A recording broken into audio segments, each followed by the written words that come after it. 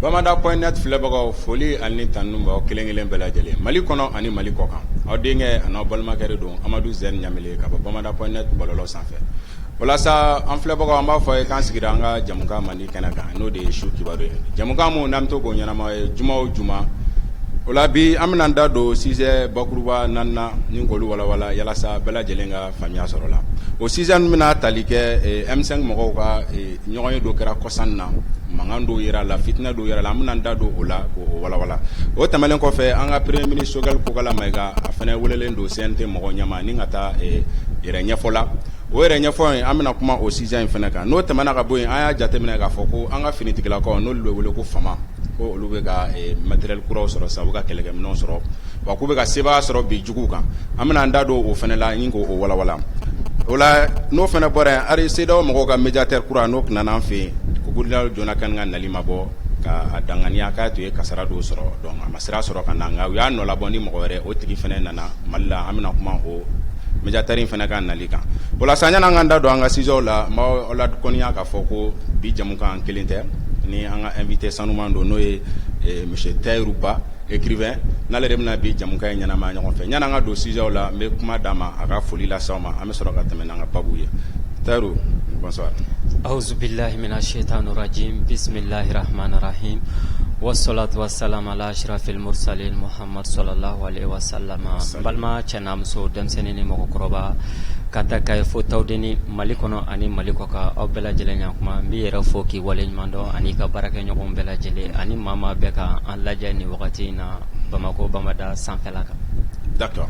O la sa n b'a fɔ n ko Tahirou kelen tɛ n bolo kɔrɔ n ka baarakɛ ɲɔgɔn fana bɛ yan nɔ n'ale ye analyse ba ye Kojo Tumani n'ale fana bɛ ɲɔgɔn fɛ ni jamukan in kan Tumani Koje folikan jumɛn b'i bolo k'a di an filɛbagaw ma ni wagati in na. Ɲamele n bɛ fɔlɔ k'i yɛrɛ fo fɔlɔ o bɔlen kɔ a la n b'an ka invité fo n'o ye Tahirou Ba ye o tɛmɛnen kɔ a la n b'an ka technicien Waraba fo n'o ye Bali Sisoko ye ale mɔgɔ min bɛ subahana mansin kɔfɛ yalasa an ja ka se ka cari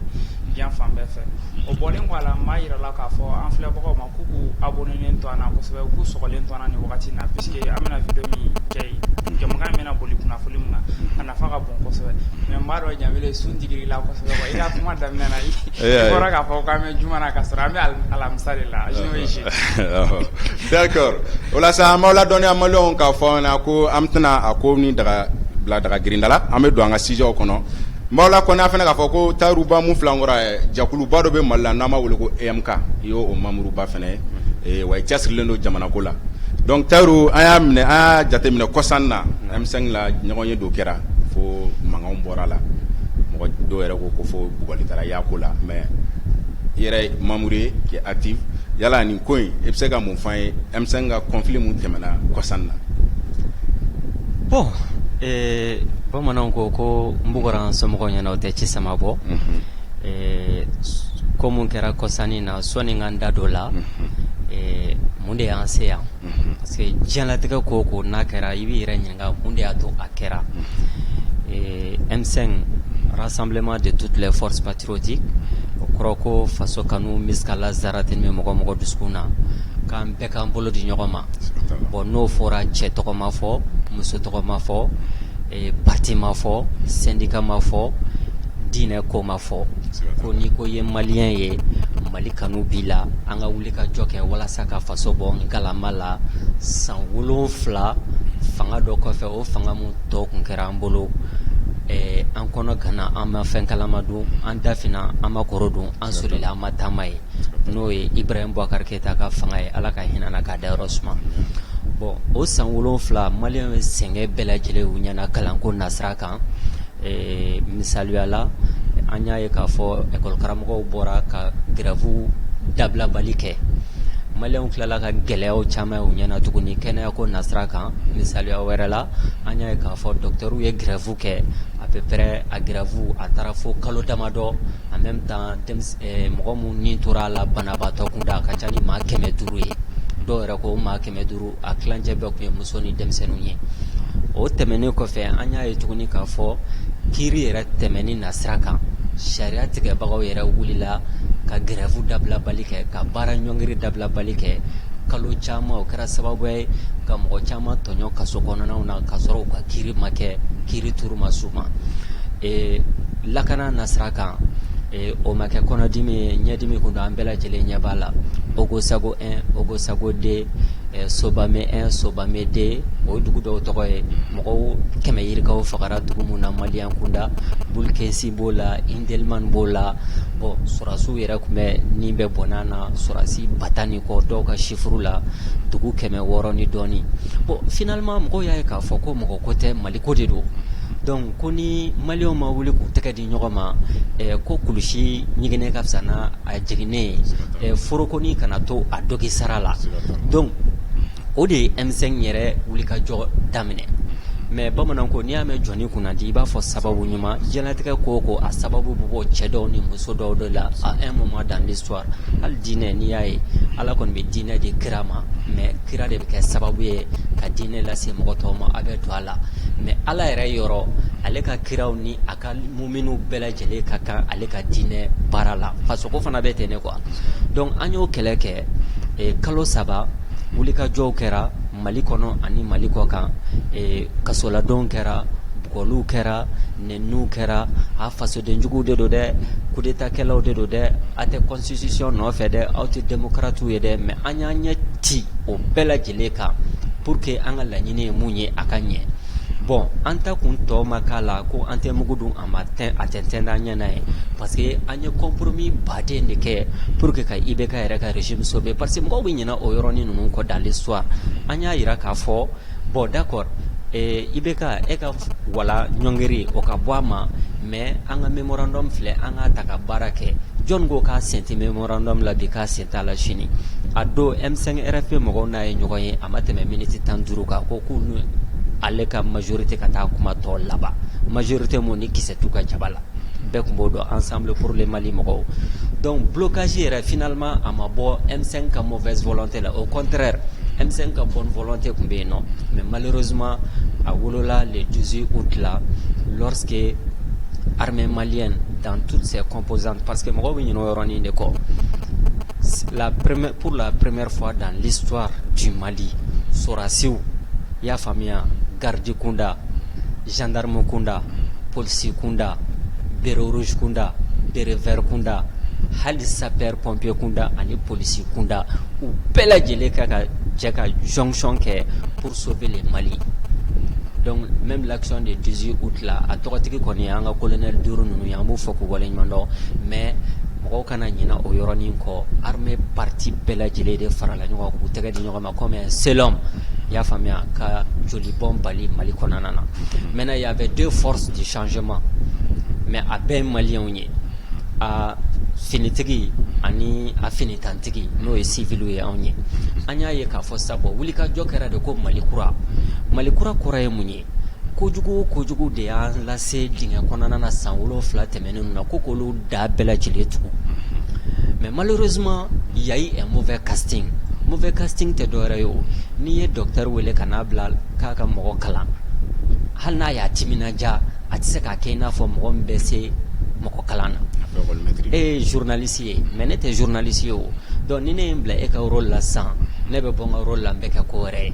i y'a faamuya donc o mauvais casting vraiment o kɛra kalo 9 a y'an senna sumaya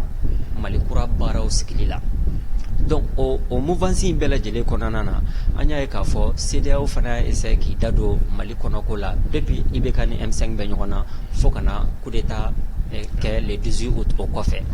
Donc au mauvais casting a yambla retard la kalo kononton, tout ce qui s'est passé au kalo kononton est netenda dola, mais tuwabu koko a quelque chose, le malheur est bon. Wati muna surasu yere wire ressaisi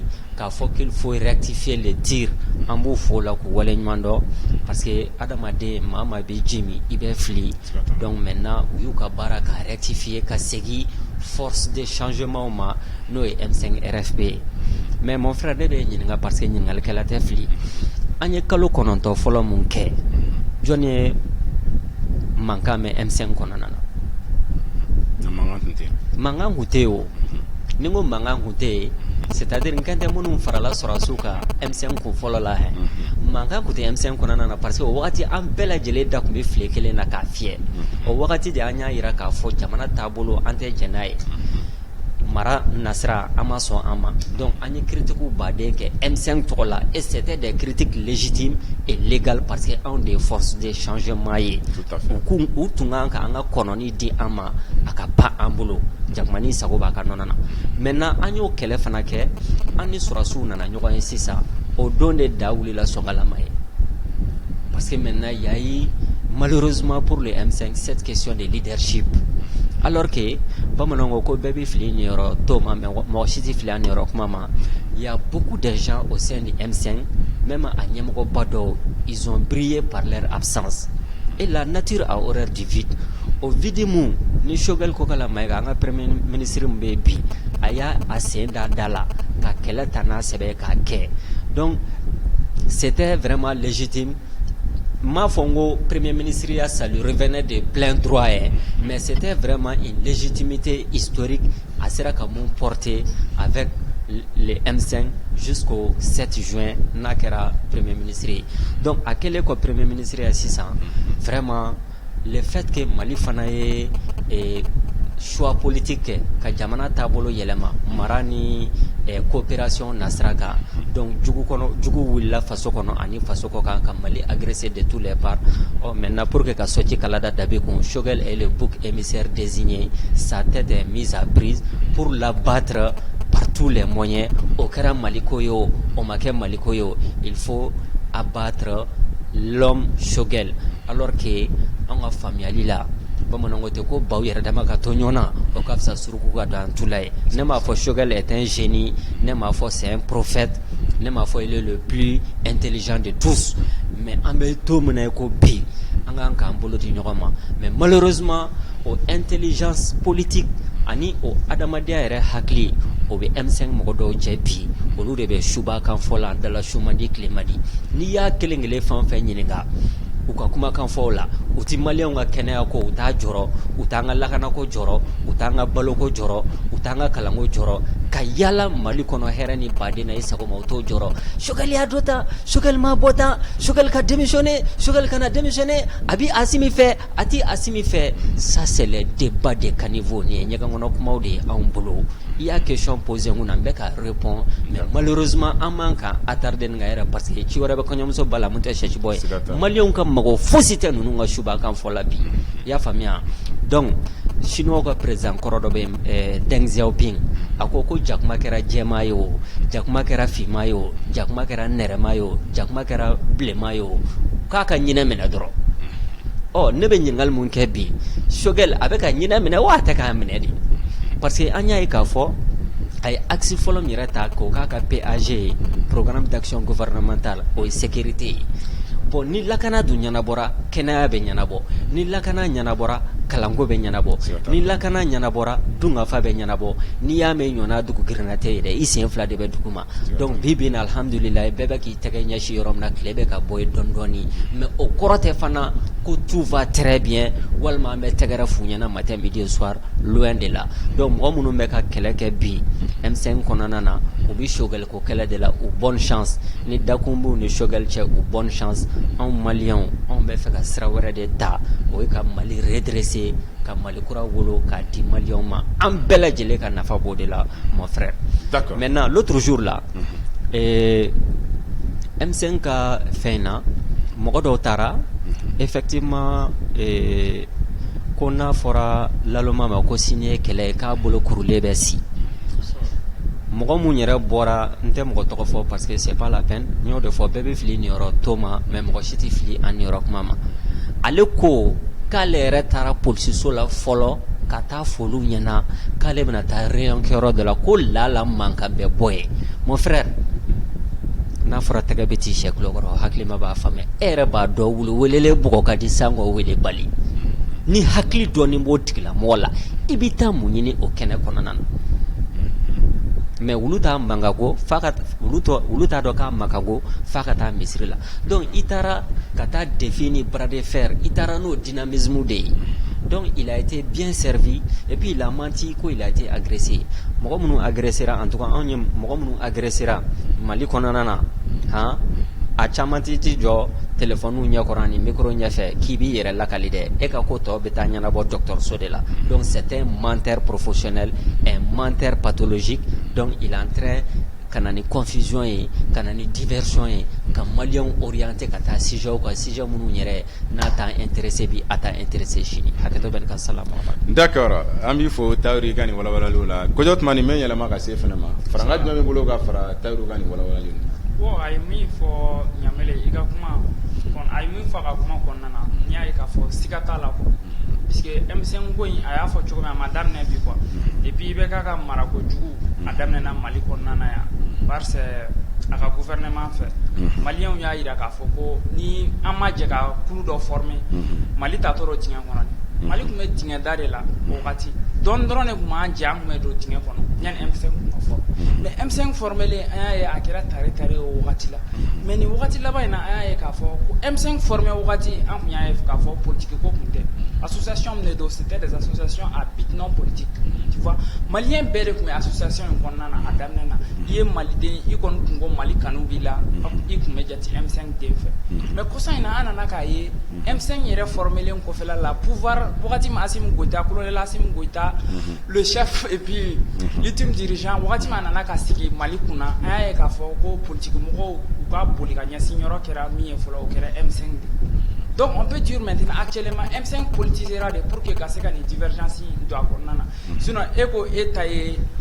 kuma ye ne fana ko n ta n bɛ kuma ka Maliko de ɲɛ e fana ko i bɛ Mali de nɔfɛ kɛlɛ bɛ kɛlɛ tɛ e ko e bɛ Mali ka ɲɛ de fɛ ne fana ko n bɛ Mali ka ɲɛ de fɛ n y'a tila kɛlɛ kɔni tɛ bɔ o kɔnɔna na mais n'i nana ka ye an bɛ bila ɲɔgɔn na fɛn kelen kunna i k'a dɔn k'a fɔ dɔ bɛ ale hakilina tɛ Mali ka ɲɛ ye quoi donc o mɔgɔ ninnu de olu de bɛ taa essayer ka kɛlɛ créer M5 kɔnɔna na donc M5 kɛlɛkɛla ninnu an b'a f'u ye k'a fɔ u hakilina tɛ Mali ko ye quoi en quelque sorte n y'a ta k'a lajɛ mɔgɔ min Mali juguya b'a kɔnɔ o wagati de la a tigi de bɛ wuli k'a fɔ ko nin wagati in na a bɛ kɛlɛ ɲini k'a kɛ sinon nin wagati in tɛ kɛlɛ wagati o ni jamana basigira a bɔra k'a fɔ cogo min ni la paix nana n'an b'a fɔ basigi la sécurité n'o sera ka assumer ni kalanko fana sera ka assumer ni dunkafa o sera ka sabati n'an ka kɛnɛyako sera ka sabati c'est l'essentiel c'est ce qu'on veut sinon ka taa fɔ ko ni mana wuli réseaux sociaux kan généralement c'est ce que je dis u b'a fɔ ko Choguel est un problème Assimi n'a pas de solution donc ni Choguel est un problème a y'a essayer k'a ka problème résolu ni Assimi n'a pas de solution essayez de lui donner la solution c'est tout pour le moment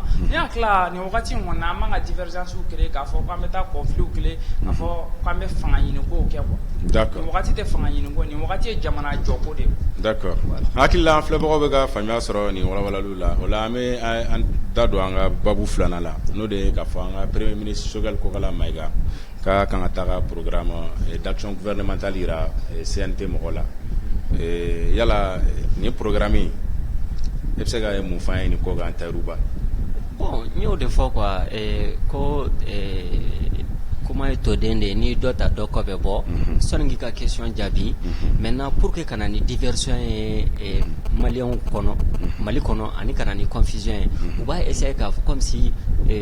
excusez-moi idéologie de bɛ ɲɔgɔn na quoi i n'a fɔ Musa ka idéologie Modibo Keyita ka idéologie e ye nin ye e tɛ nin ye hakilina kɛlɛ alors que n'i y'a fɛn o fɛn ɲininka concrètement objectivement u bɛ ka mun de reprocher Choguel Kokala Mayiga la rarement u bɛ se ka fɛn f'i ɲɛna i bɛ fɛn min faamuya donc Modibo ko tɛ Musa Traoré ko tɛ il s'agit de sauver le Mali et l'essentiel maintenant Choguel ka ni programme plan d'action gouvernemental oui mɔgɔw bɛ ka essayer ka k'i n'a fɔ interpellation de don interpellation tɛ question d'actualité de don a bɛna taa kunnafoni di de la conseillers nationaux ninnu ye en même temps ka kunnafoni di maliyɛnw ma ɲininkali minnu fana b'olu fɛ k'o f'a ɲɛna u b'o f'a ɲɛna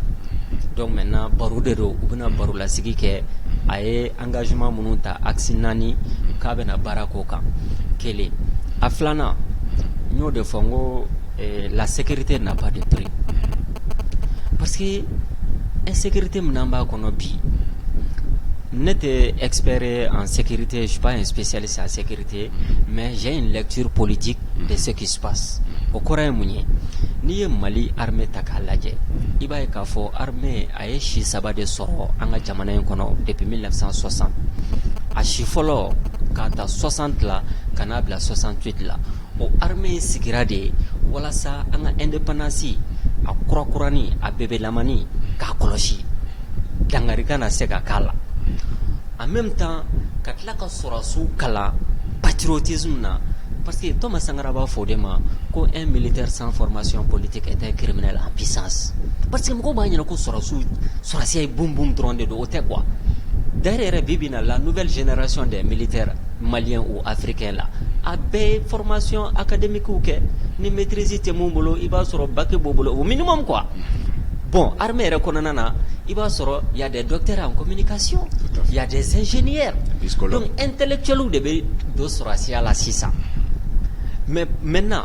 k'a ta 68 la ka n'a bila fo 91 la bon an kun bɛ système dɔ kɔnɔna na mais toujours foronto bɔrɛ kɔrɔ a mana ban cogo cogo tisola bɛ sɔrɔ a kɔnɔ mais malheureusement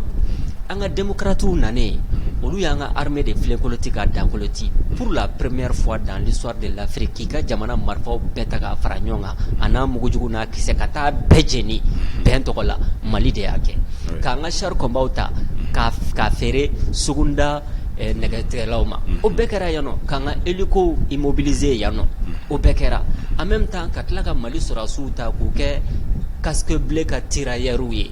u bɛ taa Sierra Leone u bɛ taa Libéria u bɛ taa Darfour u bɛ taa Soudan u bɛ taa Sud Soudan u bɛ taa Congo ninnu na comme si c'est-à-dire Mali kɔni problème tɛna anw sɔrɔ bilen donc vigilance o dabila la donc an y'an sigi i n'a fɔ ŋɔmira n'a mɔden k'a k'i n'a fɔ an kɔni ta banna na donc o ka ta 90 la ka n'a bila fo 2012 la pratiquement politique minnu bilala en œuvre c'était uniquement pour détruire l'armée malienne mais bibi na système bɛ ka falen orientation bɛ ka falen o orientation ni système ye min n y'a f'i ɲɛna cogoya min na sɔrɔsi minnu b'an bolo bi Mali kɔnɔ walima Afrique kɔnɔ c'est pas des débiles mentaux hein. Non. C'est dit ou caman université kɛ ka formation baw kɛ donc maintenant i b'a sɔrɔ derrière avantage fila de b'olu bolo je ne fais pas la promotion des militaires hein. Ça c'est loin de là mais i b'a sɔrɔ ils ont deux formations civiles et militaires. Par exemple moi je suis enseignant n'i y'a sɛgɛsɛgɛ i bɛ taa sɔrɔ école karamɔgɔ dɔw bɛ sɔrɔsiya kɔnɔ n'i ne n'o bila bi k'an ka baara kɛ a bɛ ne bati o parce que qualité fila de b'ale la ou bien journaliste tɛ Mali armée kɔnɔ wa tout à fait ni e n'o bila bi k'e ka baara kɛ e ye civil ye mais ale il est militaire et journaliste DIRPA mɔgɔ minnu bɛ DIRPA ka communiqué kɛ c'est des chargés de communication de l'armée i b'a sɔrɔ o formation de b'u la o donc armée yɛrɛ filɛ nin ye c'est une famille mais i b'a sɔrɔ courant baden de b'a kɔnɔna na donc u y'a faamuya bi k'a fɔ il faut que Mali ka jɔ a jɔyɔrɔ de la de telle sorte que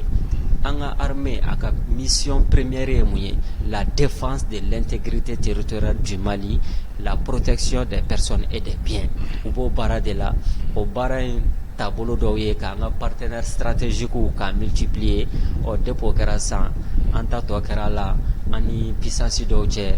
donc da wulila sɔngala ma ye u bɛ ka falikɛrɛkɛni d'an kɔ la k'an giri donc CEDEAO fana b'o dynamisme kɔnɔna na tous les problèmes est à ce niveau là imaginez par exemple terrorisme n bɛna parenthèse dɔ dayɛlɛ fɔlɔ Banque mondiale m'a fɔ ko a y'a ka aide suspend Mali ma tout à fait Banque mondiale yɛrɛ ka slogan i y'a faamuya and poverty o kɔrɔ ye mun ye ko fantanya ka ban diɲɛ kɔnɔ est-ce que kan ye ko fantanya ka ban diɲɛ kɔnɔ mais e yɛrɛ bɛ ka fantanw kɛlɛ parce que on suppose que Mali ye fantan jamana ye c'est pareil avec le terrorisme, la lutte contre le terrorisme. La lutte contre le terrorisme, quoi, je vais dire, la plupart c'est des sponsoring du terrorisme international. Donc, unana, serval nana, koka terrorisme la jo, ka a flenkoloti ka da koloti, ka malika 1,240,000 km² segi ama, san wolonfla, serval ka bila 0. Buran somo yono te ci sama bo. Uyanto serval no. Ka ambarke kata barkan konanana. Barkan ko sisa kolu te ka keleke terrorisme kama ble mali kona de. Kolu ta saheli kungo bela jelede. San wolonfla barkan ka bila 0. Uyuto la fana kanani minismai. O minisma ko kale force d'interposition de ale do kelekelaw ni ɲɔgɔn cɛ quoi. C'est quoi, ça fait rire et pleurer mɔgɔ kasi kundo mɔgɔ yɛlɛ kundo quoi. Donc minisma ko kale force d'interposition ye san 7 ɲina kɔ résultat 0 k'an b'o la tuguni ka tila ka na ni takuba. Donc maintenant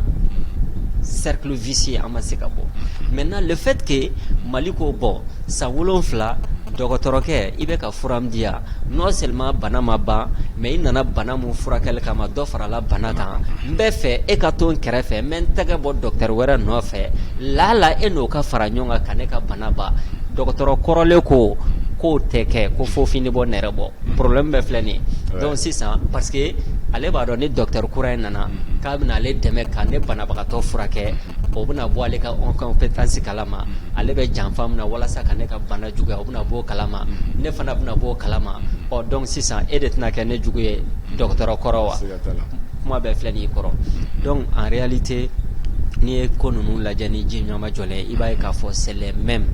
qui sont derrière les mêmes pour combattre les mêmes depuis jɔnya juru wagati colonisation wagati fo kana bila sisan la c'est dit c'est les mêmes quoi.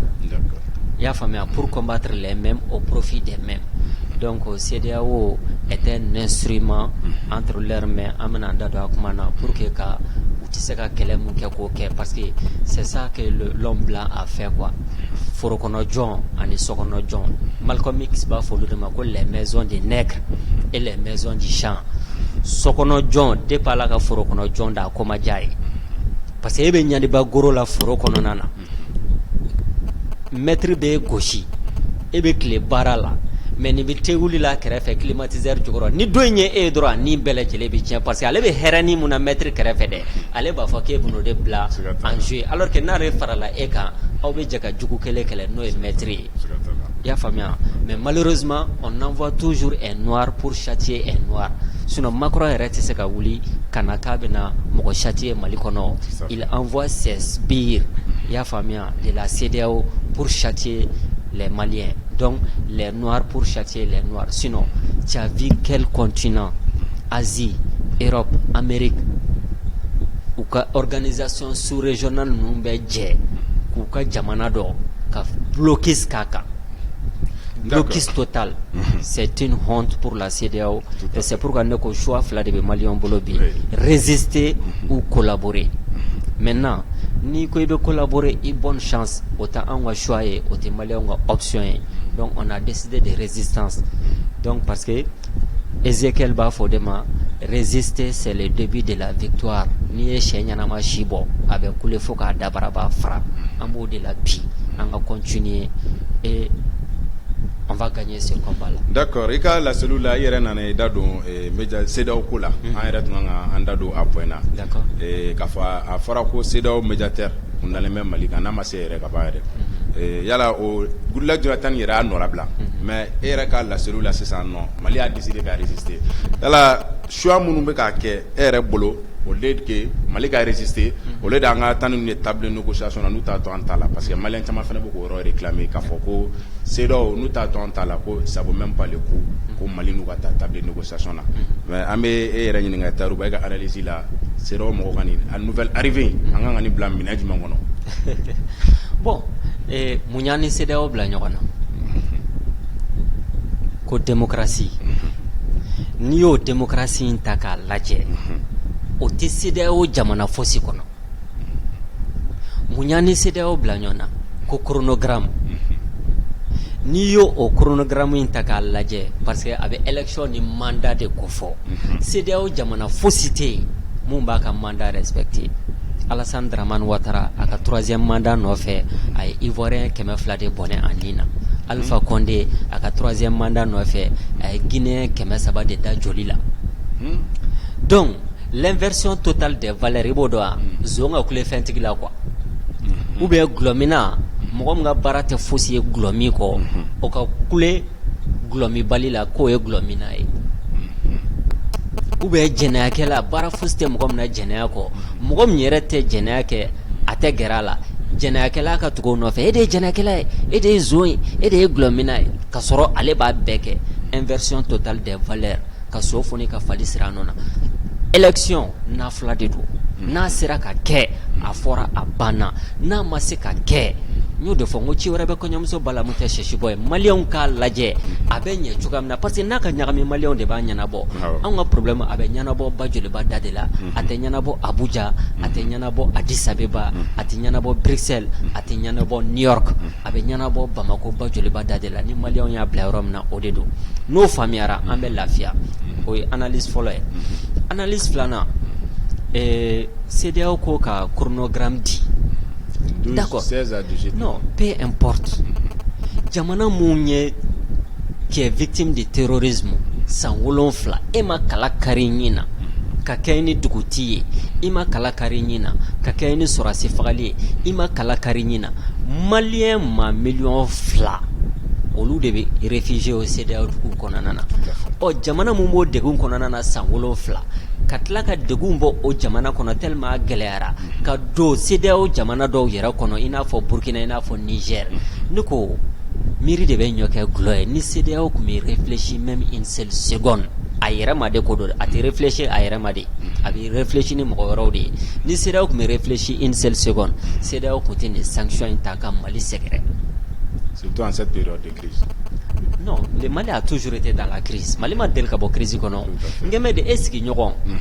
ou bien e baden a bɛ nin degun in bɛɛ kɔnɔ. Degun tilala ka taa don e yɛrɛ ka du dɔw kɔnɔna na ka se e ka duden dɔw ma. E ma se ka fosi ta k'o sɛgɛrɛ kalafili dɔrɔn kɔsɔn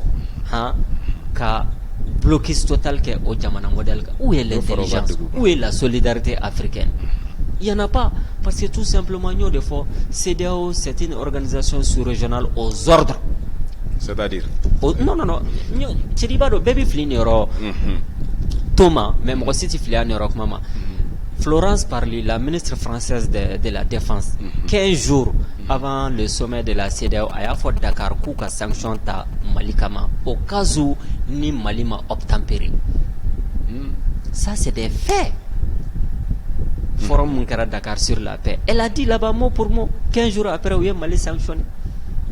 Donc c'est la voix de son maître. C'est comme Mokonika Wuloni, quoi. Nikom Mous Aba Koukalani Keta Keta. Donc maintenant, ce que moi je vais, moi, proposition mena bloc transition, sans fla. Ou yo de fort, ou qu'on maintenir. Ça c'est le minimum. Ou qu'on maintenir. Et moi, je pense que si la CEDEAO est de bonne foi, ou bien CEDEAO va faire comme Mali de demain, kalo tan woro ani kalo mugan nani, kalo segi doran de buni nyonche, kalo segi joda jumɛn bɛ dans la vie de la nation malienne. Kalo segi joda jumɛn bɛ CEDEAO yɛrɛ ka vie la en tant qu'organisation. Parce qu'on suppose que le Mali est éternel et on espère que la CEDEAO aussi sera éternelle, mais la CEDEAO des peuples. Ya famia. Donc, mais malheureusement, tel n'est pas le cas. Maintenant, le bal est dans le camp du gouvernement de la transition ou assumer et sur ce chemin-là de un soutien de ce mouvement, même si à l'intérieur du Mali, tout n'est pas parfait non plus. Ça, quand même, je tiens à le préciser. Tout n'est pas parfait, tout ne peut pas être parfait. Mais adamaden baara de don an bɛ jɛ ka corriger ka rectifier ɲɔgɔn fɛ de fil en aiguille fo ka taa an bɛɛ lajɛlen bɔ nin dingɛ in kɔnɔna na. D'accord. Hakili la an filɛbagaw ye faamuya sɔrɔ Tayiru ka nin walawalali la. Kojo tuma nin fara an ka joli bolo ka fara Tayiru ta ye. Bon Ɲambele n bɛ remonter te kana shokel ga sen ta ka ko ma folo woni ya ta kale o ba fo ko shokel ga fen ina fo ayira la ka fo ko sente mo wal ma gouvernement mo ye shokel convoqué ka da ko munu kan do gouvernement mo ni wache non an ko ma ko be ni na nyu no de la depuis la wale la ko ministre mun sigile me jamana kunga kula na ma ya ku ye premier ministre shokel be ko mi na fo du de ne shogal be ko mi na fo mali den no de du kono bete se ka marake ko ali mali kono du be ba ka soro dana tale no ka da du den do kan ka fo ni mishu nana ere bu kolosi nu du na so kono walma ni so nana ere bu mne bu sire quoi donc shogal e mali dirigeant do de ina fo te jugula du do kono quoi donc ni mishi mana akanga jalagide walma ni mishu nana la hala do la du tiku ba wele do du tiku e mali den de du tiku e akanga ta jo du tigi de nyana ka fo ni so yin gona nan ni da halala ni so yin mina ka sire ni la halala am kuma go ben ni law shogal drontere ministre to ku be kan aboku ga rapport ti jama de nyokoro ka fo depuis transition civile ou sera ka mune ke ou te shogal dron ko nyakla shogal dronte jama jo na ministre to do de ba bolo min fana be baraka no donc na ma ya ko shogal beta siente nyokoro ka ta explication ni nyakla ne tare parce que malien mago be ni kuna folla anya bala an kulo bala be ka kya be ka fo mais na bora ke baga yere da nya kla o be la kal kumbo mende mentigile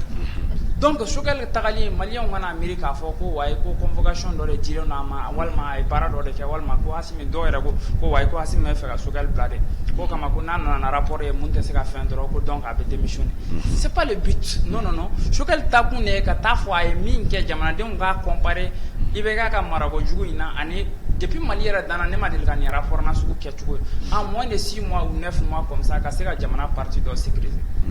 ni kunya ta kalega mali kuma jamfa jugo kuna sa terrorisme kele e kunta se ka bo mobti region na ki kunda bamago ka foko car do kuma sote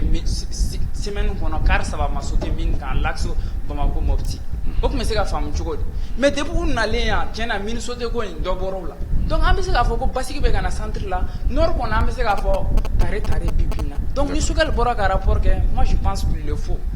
bon mi c'est do ko ni c'est do ere etaro nga ma me ka nyere se nga c'est do to fo mali kono puisque c'est do na kunte ben quoi c'est do ere te organisation e mo ben ni mali ko la in ala che jamana be ni la hala ngono insécurité be jamana fambe e de be ni joko way ko ka election date fixée ko way ko ka chronogramme c'est do ni be ni ngal follow mi est-ce que c'est do ere ga charte ko nana a sebe ne be fangele ga fo o ga pays membre do no tara no e coup d'état ke jaksa do aka transition date duma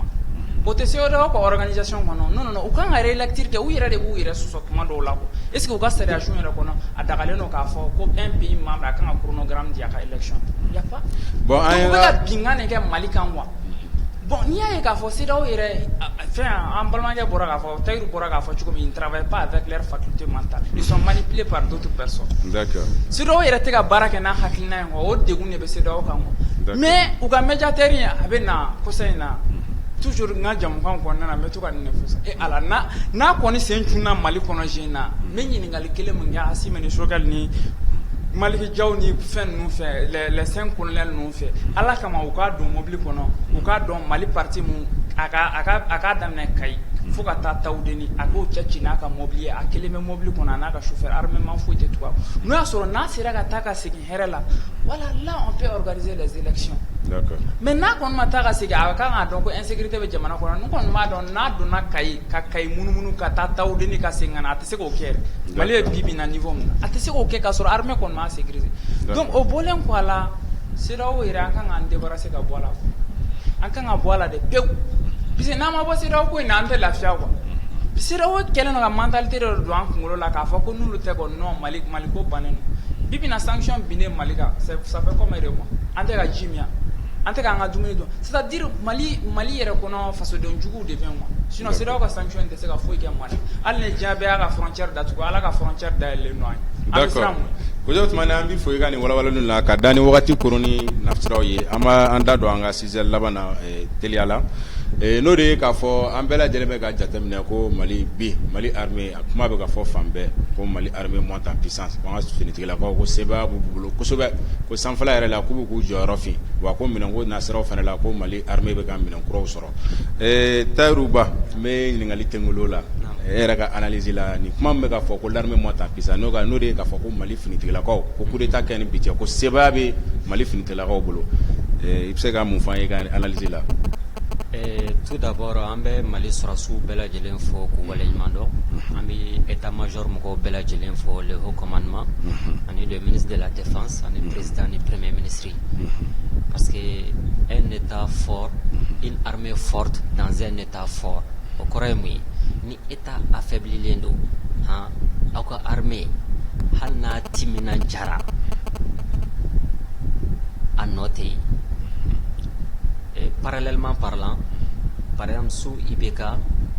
il k'a fait l'armée Katiminanja vraiment folie Kadouma. Mais le fait que l'État, les politiques et l'État est faible, donc ça sert à rien. Ya famia. Mais bibina, dynamisme moumé Mali État bolo, volontarisme moumou bolo, ani wulika jombu bolo pour que anga bonne de konanana. Ani surasi ɲɛmɔgɔw fana bɛ ka exemplarité mun di o bɛ troupe ka moral la remonter kosɛbɛ. Et j'ose croire que armement ou pas, même les minimums n'i y'a di Mali surasiw ma bi u bɛ kɛlɛ kɛ. Tu sais pourquoi? Kabi b'a ɲɛmɔgɔ de tɔn lajɛ quoi. Parce que quand les soldats sur le terrain a b'a dɔn k'a fɔ minnu bɛ haut commandement la au niveau de l'armée, minnu bɛ gouvernement kɔnɔna na u tɛ ka sacrifice kɛ. Donc u bɛ ka galon d'u yɛrɛ ma walima u bɛ ka belle vie kɛ. Donc le soldat qui est sur le terrain moralement a bɛ jouer a kan quoi. Mais heureusement pour nous, jusqu'à preuve de contraire, an kɔni ɲɛ bɛ mun na exemplarité o bɛ yen bi, volontarisme bɛ yen, i y'a faamuya. Et puis Dieu merci, mɔgɔ minnu bɛ o décision ninnu ta c'est pas des militaires en herbe. C'est pas des militaires en herbe, c'est des militaires de carrière, c'est des militaires professionnels. Ou est terrain que donc ils savent. Quoi. Ça c'est le premier élément. Maintenant le deuxième élément, l'armée monte en puissance. Pourquoi? Parce que Djigay est badi. Le fait que Maliens perd, Mali Konobi, Ani Mali Koka, en tout cas l'écrasante majorité de la population malienne, en bela djeleno kan anganiata, kan nyesi surasuma, ka duwawu k'u ye su ni tile ka dɛmɛ d'u ma musaka kunda dɔrɔmɛ mandogo ba kelen man ca. Hali an b'an sigi ka kuma mun fana fɔ gɛrɛnw na du kɔnɔnaw na parce que s'il y a victime de cette crise là, armée des victimes principales ye o sɔrɔsi mun fagara Mali kɔnɔ a ma faga mɔgɔ si kunda o, a ma faga couche foyi kunda. Sɔrɔsi filiyatɔ muso bɛ yen bi hali falu ka duni t'a ban, sɔrɔsi falatɔ den minnu bɛ yen bi hali falu ka duni t'a ban. Donc armée yɛrɛ de ye nin kɛlɛ in victime fɔlɔ ye. Donc le fait que Maliens bɛɛ bɛ k'u soutenir bi vraiment sans appartenance partisane ka sɔrɔ a ma kɛ ni politique ko ye, o kama ça peut permettre aux soldats du terrain ka courage ka dɔ fara kan, parce que a b'a dɔn mon peuple est reconnaissant à mon regard, mon gouvernement fait des efforts colossaux et inhumains à mon égard, donc il va se battre pour sauver la patrie. Bon, comme je l'ai dit, je ne suis pas un expert en militaire, je me méfie trop ka ni mina inquiétant, parce que n'était mon doigt ni hasarda ka. Ça c'est vraiment les militaires de carrière. Mais l'interprétation politique, au cas monter en puissance, avait expliqué une cause sabadi.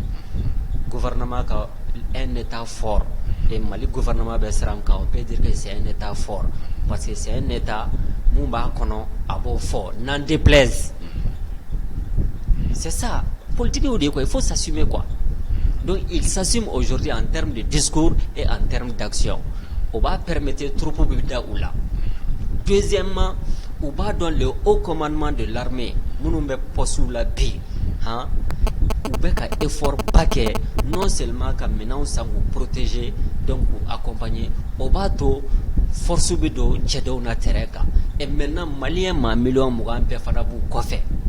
Donc, c'est au facteur Sabayin Doronkama, les femmes montent en puissance, Amedo, Ala Koukana, Ala Kamalion Beledjeleka. D'accord, Taïrou Ami Foikani, voilà, Luna, Tumanin Kojo, Yala, Frangam, Bouloga Fra, Linga. Armée a monté en puissance, Niata Galega, Sikanantolo, fɔlɔ ni kun ye malidenw ye ni armée kun bɛ fan o fan an kun bɛ sigi a kɔ an yɛrɛ kun bɛ sigi an yɛrɛ la kɔ n'a kun fɔra 2018 wagati ninnu ka taa IBK tile ninnu na 2012 ka taa fo 2018 kɔnɔna na n'a kun fɔra ko Mali armée yɛrɛ nana k'a ka base sigi nin yɔrɔ la an kun bɛ siran puisque bɛɛ kun tɛ mɔgɔ si kun tɛ se ka da ka sunɔgɔ lafiya la puisque i kun b'a dɔn fɛn mɔgɔ min kun kɛlen don k'i garder tiɲɛna an kun sigalen b'u la kosɛbɛ kɔ finalement an kun t'a dɔn k'a fɔ ko armée yɛrɛ de b'a fɔ ko maramafɛnw t'u bolo wa walima u dɛsɛra de wa an bɛɛ kun kabakoyalen don an b'an yɛrɛ ɲininka pourquoi l'armée malienne ne peut pas faire face à ses ennemis bɛɛ kun kabakoyara la mais depuis coup d'état in kɛlen ni bi cɛ bibi na n'a fɔra hali ko sɔrɔsi kelen de bɛ quartier kelen kɔnɔna na an bɛɛ bɛ da ka sunɔgɔ hali bɛ se k'i ka téléphone bila yɔrɔ min ka di ye n'a fɔra ko sɔrɔsi kelen bɛ ka nin kɛ nka fɔlɔ c'était pas le cas donc a b'a prouver k'a fɔ ko l'armée monte en puissance réellement quoi o kuma in non an ka sigana m'o la yɛrɛ l'armée monte en puissance et bientôt n y'a kila rébellion ni fɛn ninnu o bɛɛ kɔni dabila terrorisme y'a dabila la Mali la a banna ka ban n y'o de fɔ n ko terrorisme y'a c'est fini Assimi tile in na terrorisme y'a a bɛna ban sɔɔni d'ici 2 mois 3 mois an ka armée ka victoire an bɛna jɛ k'o de fêter monument de l'indépendance la kɔrɔlen an tun bɛ bɔ k'a fɔ ko fɛn IBK ka dégager ko fɛn CEDEAO ka taa France ka taa i bɛ na ye donna nataw la an bɛ bɔ k'a fɔ ko le terrorisme pas banna Mali la an bɛna bɔ k'o de fêter monument de l'indépendance la ni Ala sɔnna. D'accord Ala k'o kɛ wagati y'an ta an tigɛ ma o la sa Tayiru kumakan laban min b'i bolo ka di an filɛbagaw ma nin wagati in na. Kumakan laban min bɛ ne bolo o ye ka dugawu kɛ maliyɛnw bɛɛ lajɛlen Mali kɔnɔ ani Mali kɔ kan k'i yɛrɛ fo k'i waleɲuman dɔn k'an ka co-débatteur fo an'an ka technicien Waraba an'an filɛbaga bɛɛ lajɛlen Ala ka sunkalo tɛmɛ ɲuman d'an ma hakɛto bɛ ka Salam Mamadu. Salim Kojo kumakan laban min b'i bolo ka di an filɛbagaw ma y'an ka jama datugu. Amadou n bɛ fɔlɔ k'e yɛrɛ fo fɔlɔ bon ni fo n bɛ an ka invité fo a n'a ka cɛsiri a ka analyse ka ɲi kosɛbɛ Mali ko la an y'a ye k'a fɔ c'est vraiment un patriote o bɔlen kɔ la an b'a fɔ an ka abonnés ma nin video in a kunnafoni barika ka bon kosɛbɛ quoi mɔgɔw kana défiler ten dɔrɔn u k'u ka hakilinaw fana di commentaire kan n'Ala sɔnna Mali bɛ jɔ. D'accord ok an filɛbagaw an b'aw ladɔnniya k'a fɔ ko nin ye Tɔɲɔn Kulo garisɛgɛ an ka jɛmukan sera kuncɛ yɔrɔ la aw k'an bɛn sigi wɛrɛ wassalam.